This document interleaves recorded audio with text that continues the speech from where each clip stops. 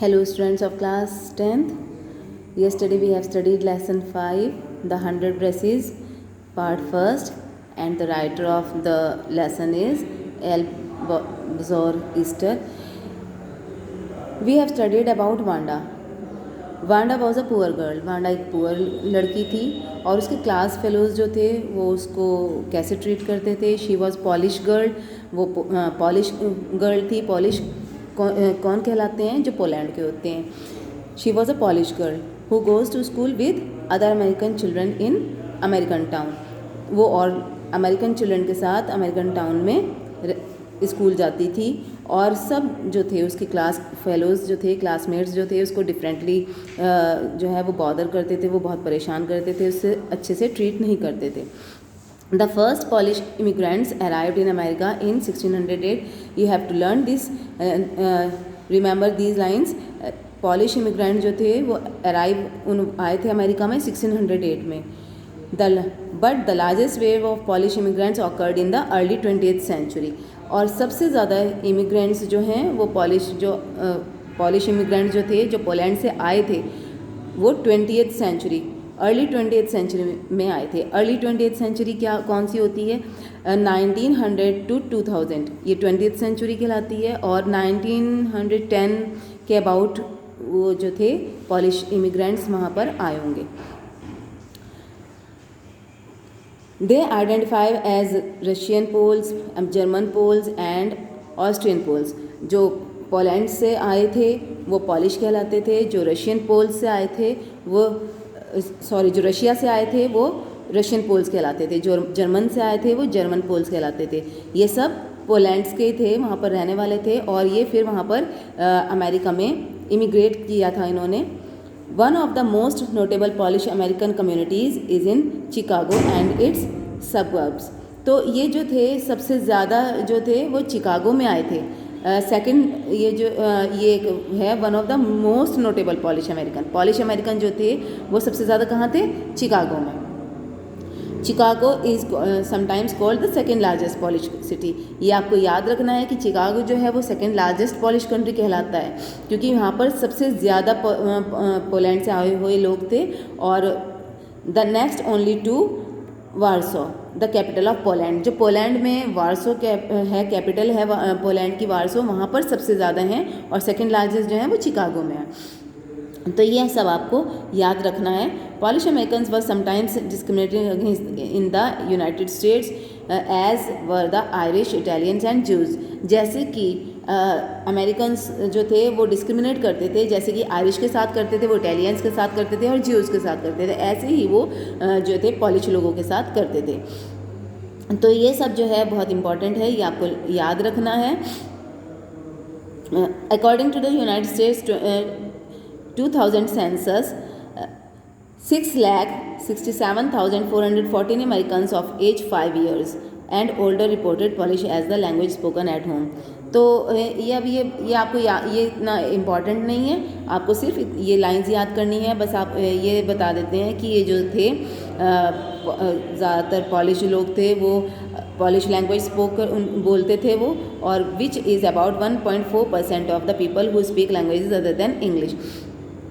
कुछ लोग जो थे वो पॉलिश लैंग्वेज बोलते थे और 1.4% जो थे वो इंग्लिश से अदर लैंग्वेज भी बोलते थे.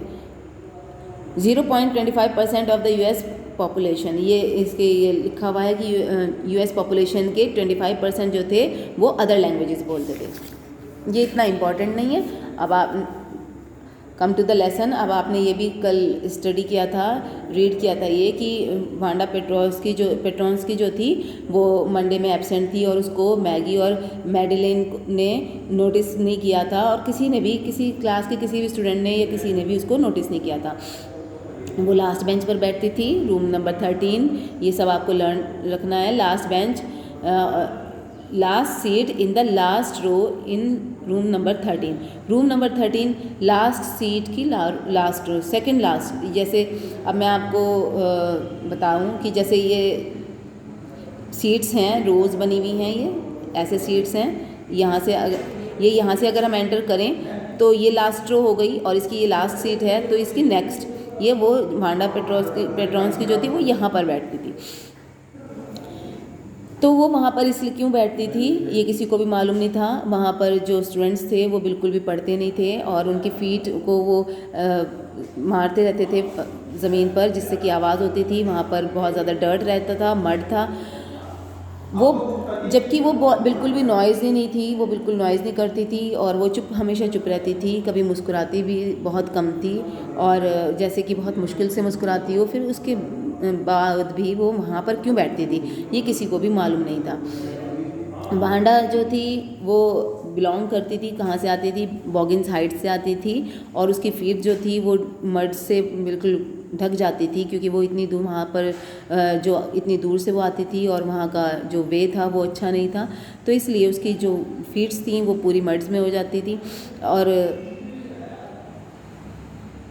जब वो बाहर आती थी तो बाहर स्कूल से बाहर सब उसको नोटिस करते थे, उसके साथ बात करते थे, उसके साथ वो फ़न करते थे। लेकिन जब वो क्लास में आती थी तो उसके बाद कोई भी उसके साथ बात नहीं करता था और उसे कोई भी नोटिस नहीं करता था। फिर वो मंडे में नहीं आई थी, नेक्स्ट ट्यूसडे में भी वो एब्सेंट रही, वो नहीं आई ट्यूसडे में, और ट्यूसडे में भी किसी ने उसे नोटिस नहीं किया। Next but on Wednesday Peggy and Maddie ये जो हैं 2 फ्रेंड्स हैं। पैगी, यहाँ पर इन्होंने पैगी और मैडलिन बोला है और यहाँ पर इन्होंने पैगी और मैडी, तो ये मैडलिन की शॉर्ट फॉर्म हो गई है। पैगी और मैडी ये सेम गर्ल्स ही हैं। पैगी और मैडी ये इन्होंने नोटिस किया कि वांडा नहीं आई है। ये इन्होंने क्यों नोटिस किया, क्योंकि वो उसका वेट कर रहे थे उसके साथ फ़न करने के लिए। पैगी, यहाँ पर पैगी का डिस्क्राइब किया हुआ है कि पैगी बहुत प्रिटी थी, उसके कर्ली हेयर्स थे और वो मैडी की क्लोजेस्ट फ्रेंड थी। पैगी पढ़ाई में बहुत अच्छी थी। तो उन दोनों ने, पैगी और मैडी ने वांडा की एब्सेंस को नोटिस किया। They had waited for Wanda to have some with her, क्यों वो वांडा का वेट कर रही थी कि उसके साथ वो फ़न कर सकें, इसीलिए वो दोनों लेट हो गई थी। लेकिन वांडा नहीं आई तो इसीलिए उसका वेट करते हुए वो स्कूल आने से लेट हो गई।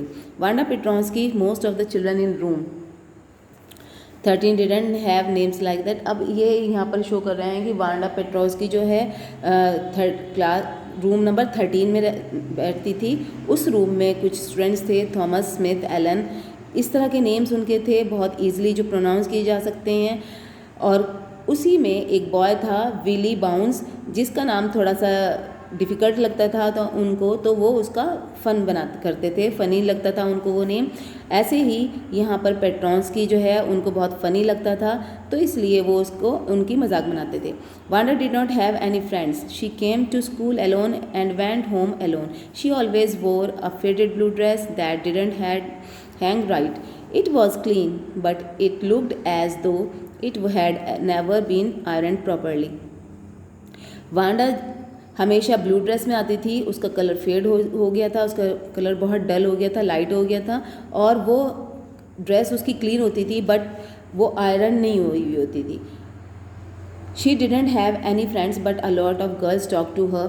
Sometimes they surrounded her in the schoolyard as she stood watching the girls play hopscotch on the worn hard ground. तो यहाँ पर अब उसकी कोई भी फ्रेंड नहीं थी, बट उससे बहुत कुछ गर्ल्स थी जो बात करती थी और वो उसको सराउंड कर लेती थी, उसके चारों तरफ उसको घेर लेती थी जब वो स्कूल यार्ड में आती थी। और जो बच्चे हॉपस्कॉच खेलते थे, हॉपस्कॉच क्या होता है, जो कूद कर कुछ गर्ल्स हैं प्ले करती हैं ग्राउंड पर, कुछ बना देती हैं, लाइंस बनाती हैं और उसके ऊपर वो जंप करके उसमें खेलती हैं, तो ये हॉपस्कॉच कहलाता है।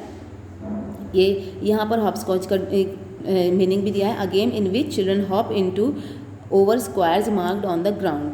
तो ये इस तरह का गेम होता है जो गर्ल्स खेलती हैं। Wanda Peggy would say in the most courteous manner, as though she were talking to Miss Mason. Wanda, she would say, giving one of her friends a nudge, tell us how many dresses did you say you had hanging up in your closet. तो Wanda जब miss मैसन से बात कर रही थी, पैगी वहाँ पर आई और वो अपने फ्रेंड्स को नज किया, उन्होंने थोड़ा सा जेंटल पुश किया और कहा कि मतलब उससे ऐसे पुश किया कि वो सब उसकी तरफ, पैगी की तरफ ध्यान दें कि वो क्या कह रही है। तो फिर उसने पैगी ने वांडा से पूछा कि आपके पास कितनी ड्रेसेस हैं जो आपकी अलमारी में लगी हुई हैं। 100 Wanda would say. Wanda 100 exclaimed all the little girls incredulously, and the little ones would stop playing hopscotch and listen. तो जब वो ऐसे बोलती थी कि 100 ड्रेसेस हैं तो सभी जो हॉपस्कॉच खेलती हुई होती थी वो भी रुक जाती थी और वहाँ पर उसको ध्यान से सुनती थी।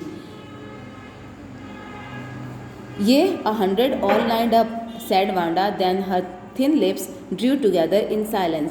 वो बोलती थी कि 100 ड्रेसेस हैं और फिर उसके जो लिप्स थे वो साइलेंट हो जाते थे, वो चुप हो जाती थी। What are they like? All silk, I bet, said Peggy. ये all silk, all colors. तो फिर पैगी उसे बोलती थी कि 100 ड्रेसेस हैं और सब सिल्क की ही होंगी। तो तो वांडा बोलती थी कि हाँ, सब सिल्क की हैं और सब अलग अलग कलर्स की हैं, डिफरेंट कलर्स की हैं। Velvet too. तो पैगी ने फिर बोला कि वेलवेट की भी हैं, यह वेलवेट टू। फिर वांडा आंसर देती है कि हाँ, वेलवेट की भी हैं। 100 dresses, Wanda would repeat stolidly, all lined up in my closet. तो फिर वो वांडा ये बताती थी कि सभी, स्टोलिडली का मीनिंग है नॉट शोइंग एनी फीलिंग, तो उसमें उसे कोई फीलिंग नहीं लगती थी, वो ऐसे ही बोल देती थी। और वो साथ में ये भी बताती थी कि सभी क्लोजेस्ट में हैं, सभी उसकी अलमारी में लगी हुई हैं। They would let her go, and then before she would go very far they couldn't help bursting into shrieks and peals of laughter. फिर उसके बाद वो जो गर्ल्स थी जो उसको सराउंड कर लेती थी, फिर उसको वो जाने देती थी। और उसके बाद जब वो थोड़ी दूर चली जाती थी तो सब बहुत तेज़ तेज़ हंसती थी और उसका मजाक बनाती थी। 100 dresses, obviously the only dress Wanda had was the blue one she wore every day, so why did she say she had 100? What a story! 100 dresses, वो ये सब ऐसे बात करते थे कि 100 ड्रेसेस हैं, ऐसा नहीं हो सकता, उसके पास सिर्फ एक ही ड्रेस है जो वो डेली पहन कर आती है, एवरीडे वो एक ही ड्रेस पहनती है ब्लू, और जिसका कलर भी फेड हो चुका है। तो वो ऐसे क्यों बोलती है कि 100 ड्रेसेस हैं, इसकी क्या स्टोरी है? How many shoes did you से यू हैड? फिर पैगी उससे क्वेश्चन करती थी कि आपके पास कितने शूज़ हैं, आपने कितने बताए थे? 60 pairs all lined up in my closest. फिर वो रिप्लाई करती थी कि 60 पेयर्स हैं और सभी मेरे अलमारी में जो हैं वो लगे हुए हैं लाइन से। Cries of exaggerated politeness greeted this all alike, oh no every pair is different, all colours all lined up. फिर सब उसकी मजाक बनाते थे, हंसते थे उसके ऊपर, और फिर वो यही रिप्लाई करती थी कि सभी डिफरेंट कलर्स के हैं, अलग अलग डिज़ाइंस के हैं और वो सब लाइन से लगे हुए हैं। Peggy who had thought up this game and Maddie her inseparable friend were always the last to leave. Finally Wanda would move up the street, her eyes dull and her mouth closed, hitching her left shoulder every now and then in funny way she had finishing the walk to school lane.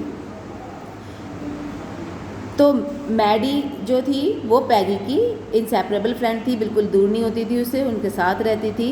फिर Wanda वहाँ से चली जाती थी और वो जब थोड़ी दूर चली जाती थी तो उसका आइज़ जो हैं वो डल हो जाती थी, वो बिल्कुल चुप रहती थी, अपना मुंह बंद करके रखती थी और अपने शोल्डर्स को थोड़ा सा ऊपर उठाती थी, जैसे कि उसकी जो ड्रेस है वो फिट ना आ रही हो और उसको ठीक करने के लिए थोड़ा सा ऊपर पुश करती थी। तो इसके बाद पैगी उसके ऊपर हंसती थी, उसका मजाक बनाती थी जब तक कि वो स्कूल के लिए नहीं जाती थी, स्कूल पहुंच जाती थी। Peggy was not really cruel. She protected small children from bullies, and she cried for us if she saw an animal mistreated. If anybody had said to her, "Don't you think that a cruel way to treat Wanda?" she would have been very surprised cruel. Why did the girl say she had 100 dresses? Anybody could tell that was a lie. Why did she want to lie? And she wasn't just an ordinary person. Else why did she have a name like that? Anyway, they never made her cry. पैगी जो थी really में वो cruel नहीं थी, वो protect करती थी जो बॉयज़ थे जो एनिमल्स के साथ सही से ट्रीट नहीं करते थे, उन्हें परेशान करते थे, तो वो उनको प्रोटेक्ट करती थी और वो बहुत देर तक रोती भी थी अगर कोई किसी एनिमल को मिसट्रीट करता था।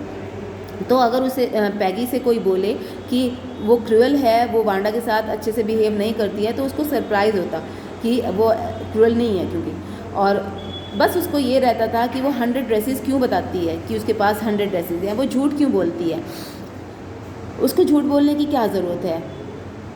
वो एक ordinary she wasn't just an, वो एक ऑर्डनरी पर्सन नहीं है, उसका नाम भी अजीब है एंड, लेकिन फिर भी वो लोग उसको रोने नहीं देते थे, वो सिर्फ उसको इतना बोलते थे कि वो ज़्यादा परेशान ना हो और वो रोने लगे। Thank you students, I am stopping here this story and we will study afterward tomorrow, then sorry on Monday I will tell you the story. Thank you.